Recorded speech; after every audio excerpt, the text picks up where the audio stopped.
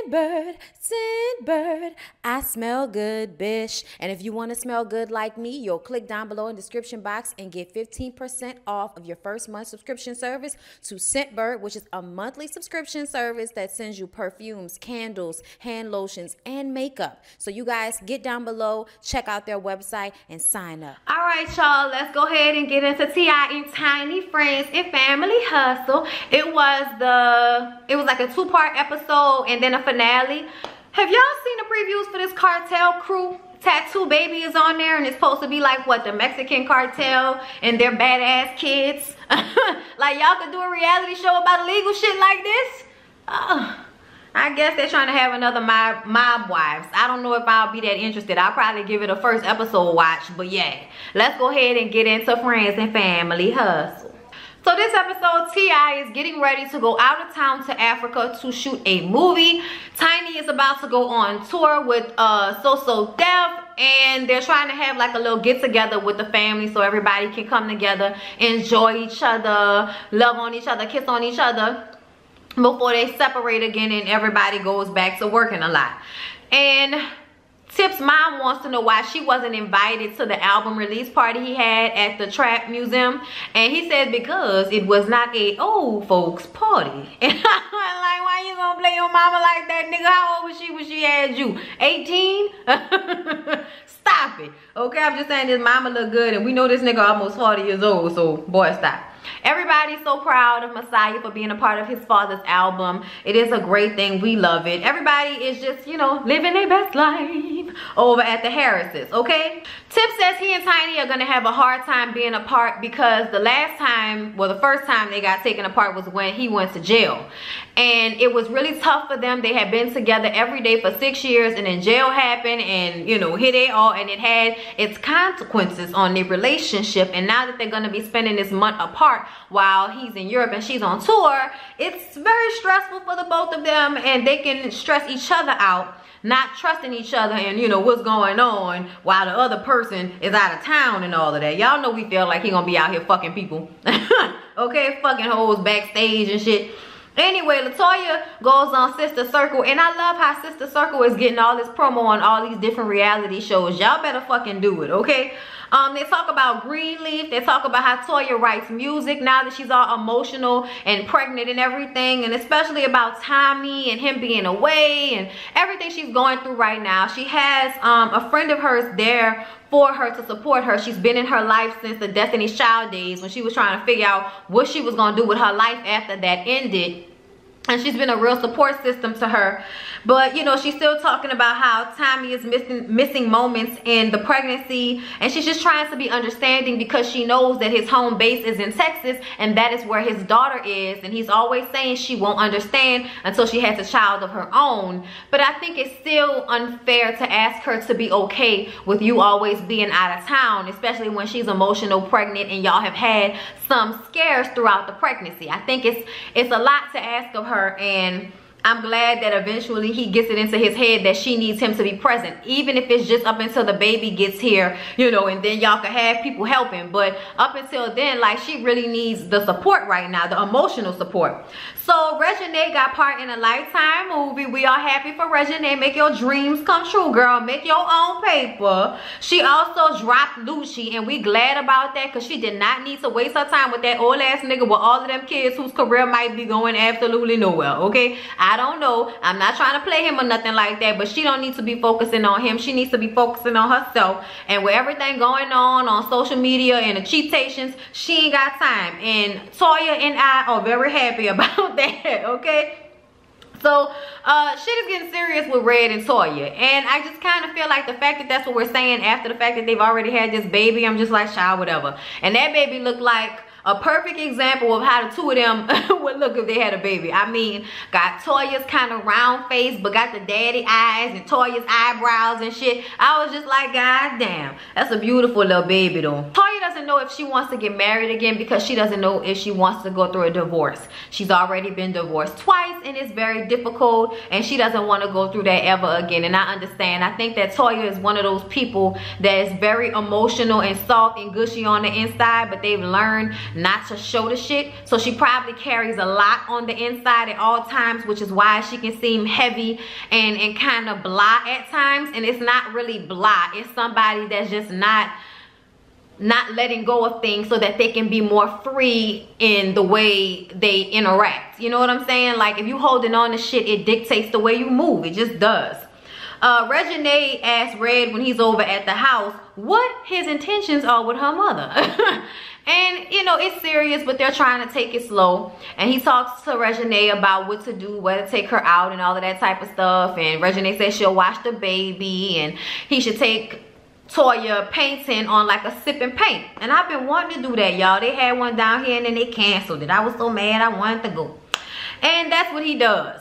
Tommy has a romantic setup for Toya so that he can show her some appreciation and tell her that she's beautiful and he loves her and he understands that she needs him and all of the good things that she's been waiting to hear. He has this like surprise photo shoot set up for her. It's really cute. She takes some really beautiful pictures, you know, with the big old pregnant belly and everything. It's beautiful. It was a wonderful surprise for her and she needed that. So y'all, Tip is more supportive now of Tiny than he ever was before. Him and his homeboys go top golfing. Everybody in Atlanta goes there too for the reality shows. And they basically just talk about how he's really had to become more supportive of her working again. And I kind of feel like that's because for once she didn't give your fucking ass a choice. She told you what it was gonna be and you just had to cope with the shit. And I love that that's how it went down because I know a lot of people enjoy Escape tours. They've done really well. They have new music. And I'm excited for them to have you know, another chance at this shit. Especially when people are so quick to just say, oh, they old, or nobody won't hear them no more. I hate that shit. So I'm glad Escape has had this chance to have a resurgence and have some momentum going behind their music because it's what they all, you know, with the exception of Candy, wanted to do. You know what I'm saying? So we're happy that he's supportive. And they're talking about how he's gonna FaceTime and how they just gonna have to fill the space in between to make sure that they stay supportive and stay trusting one another while he's going to Africa. But we all know that one way or the other, Tiny gonna make her way to Africa, okay? So Tiny goes to rehearsal for Escape to discuss this So Def tour. And for once, Candy, who is not at the rehearsal, says, y'all do whatever it is y'all feel is best. I'm down for whatever. And everybody's excited about the So Def tour. It's supposed to go hard and everything. Toya and Red go on a date. And they do the little sip and paint and they have a conversation and it's real nice and lovey-dovey and they having a good time. And they talk about marriage and she says that she still doesn't want to get married. And he's like, girl, I could ask you to marry me tomorrow. You know what I mean? So it just shows that it's definitely something that he wants, but she doesn't know if she's ready for it yet. But he says that he has a surprise trip for her to Greece for 7 to 10 days. And I was like, oh, yes. Yes, yes, yes. He tells her that when it comes to marriage, it's only about what the two of them feel. It's not about the past. It's not about her divorces. It's not about what she went through previously. It's about the two of them. And I'm like, girl, all right. Girl, you better make an honest man out of that man, girl. It's a good man, Savannah. Good man. So y'all, Tiny talks to her general manager and finds out that they canceled the fucking So Def tour and they're only going to have one show in Atlanta. And it's really pissing Tiny off because she and Escape turned down 7 different shows that they could have got paid almost $300K a piece off of. So she's really feeling some type of way about the fact that they pushed everything that they had going on the side so that they could make room for this So Def tour, and now it's not happening. They out on money and they losing momentum because as long as they've been touring, it's good to just keep doing things so that people don't forget. And she just, you know, she mad, y'all. Monica is in the studio and she's recording her song, Good Sex and Commitment. And I really like the song. I cannot wait to hear it for real. I think it's a really good song. Monica always tries to do her thing with the singles. And I like this one. It's a really good song.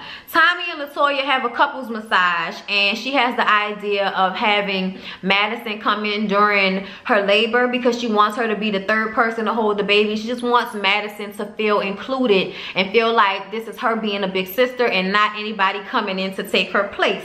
And I just think that that's very sweet and very special for that little girl to have a stepmother that cares that much. Because they got some careless bitches out here that just want to move you out the way as soon as their baby come into the picture. Tip is leaving for Africa and kissing everybody goodbye and hugging Tiny, and she tells him that, you know, she gonna move back into the house when he come back. She want him to be thinking about that while he's away. Latoya takes Maddie to this beautiful little setup tea party, y'all. It was gorgeous. The gold and pink table and placement and cups and tea.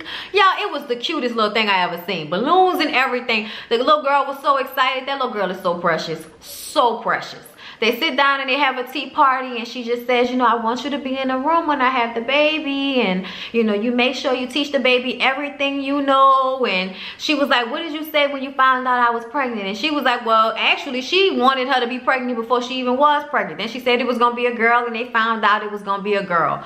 So Madison is actually very on board and very for this little sister of hers, and it's beautiful, y'all. I love it.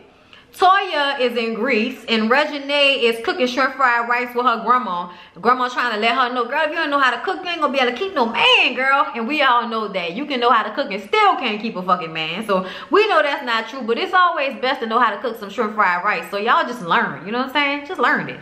So Neek comes over and talks about how she's about to get in the studio with Sean Garrett, and that's what she's been talking about the whole season. Just get in the fucking studio and make the music already. We're tired of hearing about what you gonna do, just do it. Toya comes back from Greece to everyone thinking that she and Red got married, but it was all a joke. Her friends was joking with her online because they stayed in this villa that had a chapel downstairs, but ain't nobody getting married. It wasn't nothing like that. Toya actually just finished doing Rain's little children's book. She came out with a children's book, which I thought was very great. I just don't understand why the little girl that's supposed to look like her little girl is so light-skinned. Very, very, very light-skinned. I would have sent that back to the press. I need this little girl to be a little bit darker than this. This looks like a mix, baby. My baby ain't mixed. I'm just saying, y'all. That's the way it looks. Latoya has this really beautiful baby shower. Demetria McKinney is there. Carrie Hilson is there. Obviously, she and Carrie Hilson are close friends because she was, you know, orchestrating some of the games. And Monica's there, Toya's there, and they're just talking about how nice it is with these new age baby showers where the men come and they enjoy it and they play the games, and it just feels more inclusive and feels like everybody that's involved is there. You know what I'm saying? Which it's a great feeling. So I did like watching it. I thought it was beautiful. All the pictures of her on the walls. It was just really, really nice. Everybody enjoyed the party. Tiny actually was able to come because at first she didn't think she was going to be able to come because of this escape situation, because of the So Deaf tour, but actually she could come and she was there. So Latoya was actually really happy about that. Monica had Shannon come into the studio so she could play this good sex and commitment song for him, just so, you know, she could make sure she not too out of pocket, because you know she got two parents that's pastors and all of that. And actually everybody thought it was a great song. He said it should be a single, and I agree. I think it should be a single too. It really is a good song.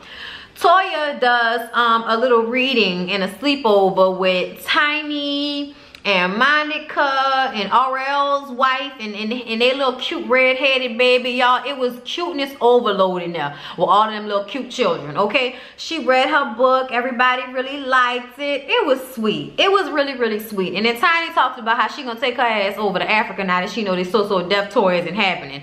She gonna, you know, be here for a week, go to Africa for a week, come back, then go back to Africa for a week and probably come back home with him. You know, they gonna work it out the best way they can. Shit, they got the money.